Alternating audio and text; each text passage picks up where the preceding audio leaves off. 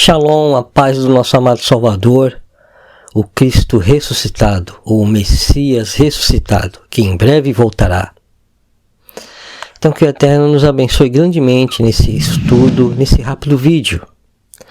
Muito se tem falado nos últimos dias sobre o arrebatamento, sobre a volta do nosso Salvador. E existem debates se esse arrebatamento ocorrerá antes da vinda visível dele, antes da grande tribulação ou depois, né? Como muitos já sabem. E alguns realmente eles querem ser fiéis conforme a Sagrada Escritura e o Evangelho. Porém, infelizmente, a teologia da sabedoria dos homens tem dividido o povo que crê nessa promessa. E tem se falado muito sobre o pré-tribulacionismo e o arrebatamento iminente, antes da grande tribulação. A maioria das igrejas acreditam assim, que de repente eles desaparecerão no arrebatamento, antes de ser vista a vinda do Salvador, para todo olho vir. Então temos que as Escrituras falam da vinda do Salvador, falam do arrebatamento. Mas será que vai ser assim mesmo? O pré-tribulacionismo e aqueles que acreditam que o arrebatamento ocorrerá antes da grande tribulação, eles falam muito que a igreja que será levada é a igreja realmente fiel e santa, sem mácula, né? Lavada e remida no sangue do Cordeiro. E realmente será assim. Porém, não será levada antes da grande tribulação. Mas eles falam que será levada antes da grande tribulação porque aqueles que ficarem fazem parte da igreja falsa, né? Da igreja que nunca levou a sério as coisas do Criador e não era lavada no sangue do Cordeiro. Só que não é assim que a Escritura mostra.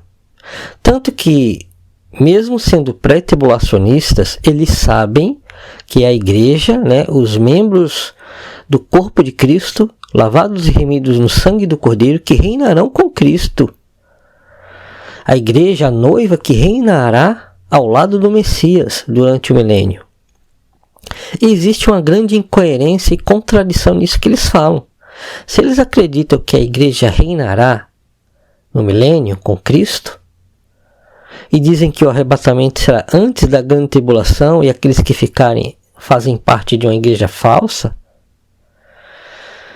realmente eles estão contra a palavra. Porque eu tenho aqui no livro de Apocalipse, no capítulo 20, eu vou ler na versão de João Ferreira de Almeida, revista atualizada. Se você tiver uma Bíblia, você pode acompanhar. E no versículo 4 está escrito assim: Vi também tronos, e nestes sentaram-se aqueles aos quais foi dada a autoridade de julgar. Vi ainda as almas dos decapitados por causa do testemunho de Jesus, bem como por causa da palavra de Deus, tantos quantos não adoraram a besta, nem tampouco a sua imagem, e não receberam a marca na fronte e na mão, e viveram e reinaram com Cristo durante 1000 anos. Aí temos no versículo 5: Os restantes dos mortos não reviveram até que se completassem os 1000 anos. Esta é a primeira ressurreição. E no versículo 6: Bem-aventurado e santo é aquele que tem parte na primeira ressurreição.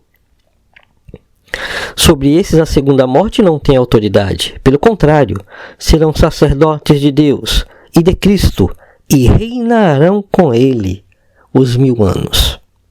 E temos aqui que esses são aqueles que não adoraram a besta, porque estavam no tempo em que a besta exigiu a adoração, né? Nem tampouco a sua imagem. Estavam no tempo em que a imagem da besta foi imposta para adoração. Eles não adoraram e nem receberam a marca. Viveram no tempo em que a marca foi obrigada e não receberam nem na testa, na fronte ou na mão. E foram mortos, porque está escrito que viveram e reinaram com Cristo durante 1000 anos. E depois temos o testemunho, que é a primeira ressurreição. Ou seja, temos que esses que vão reviver ou ressuscitar, eles fazem parte da igreja que reinará com o Salvador, com o Messias, durante 1000 anos. E eles passam pela grande tribulação e enfrentam a besta, a imagem da besta e a sua marca. Então, o que eles falam de que aqueles que vão ficar para trás depois de um suposto arrebatamento iminente, aqueles que ficam para trás são parte de uma igreja falsa, que não estão preparados, não eram os lavados e remidos no sangue do Cordeiro, isso é totalmente contrário ao que eu acabei de ler. Porque o que está escrito é que aqueles que são santos e lavados no sangue do Cordeiro são esses aí que vão vencer isso tudo. Não quer dizer que alguns não sobrevivam para serem transformados após a ressurreição deles, como o apóstolo Paulo nos ensinou em 1 Coríntios capítulo 15, versículos 52 e 53. Mas após a ressurreição dos mortos, que aqueles que sobreviverem e estiverem vivos, lavados e remidos no sangue do Cordeiro, serão transformados. E esse versículo prova que o arrebatamento só pode ocorrer depois dessa ressurreição, depois da grande tribulação. É o que está no texto. Então você, irmão pré-tribulacionista, não pode contradizer o que está escrito aqui. Já chegou a hora em que todos realmente olhem para a palavra e percebam que aprenderam coisas erradas nas denominações, na teologia. E que o texto mostra que aqueles que realmente passaram pela grande tribulação, enfrentaram a besta e ressuscitaram, esses fazem parte da igreja e reinarão com o Messias.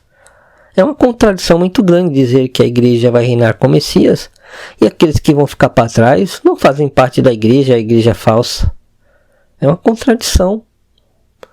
Então, devido a esse texto, se você for fiel ao Evangelho, a essa revelação que o apóstolo João recebeu, você vai ter que concordar que esses que ressuscitam após a grande tribulação fazem parte da verdadeira igreja.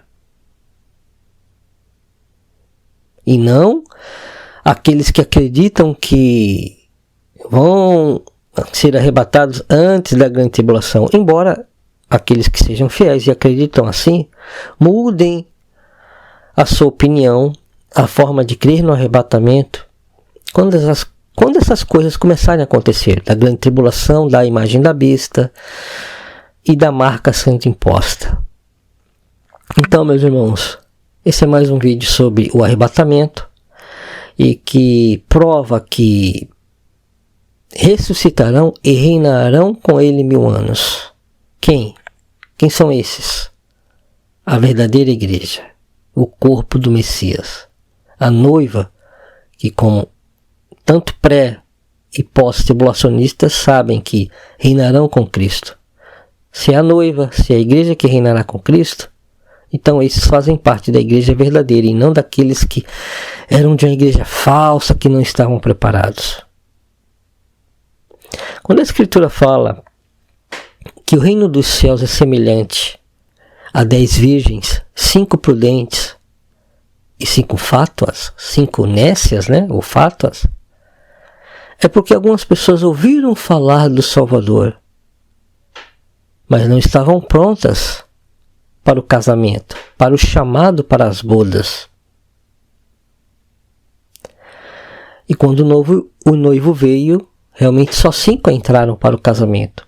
É porque aquelas 5 só ouviram falar do Salvador, mas nunca nasceram de novo para manter o Espírito Santo nelas, o candeeiro aceso até o fim.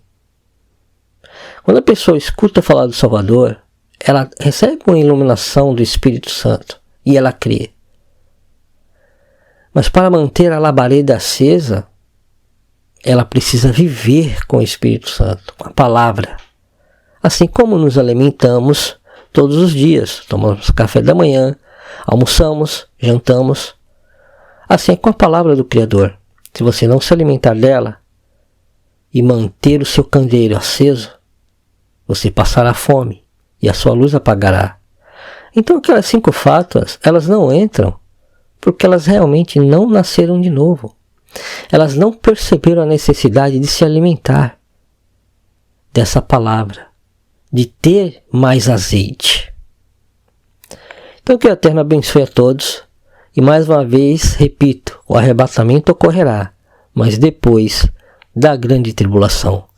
A paz, shalom e até o próximo estudo.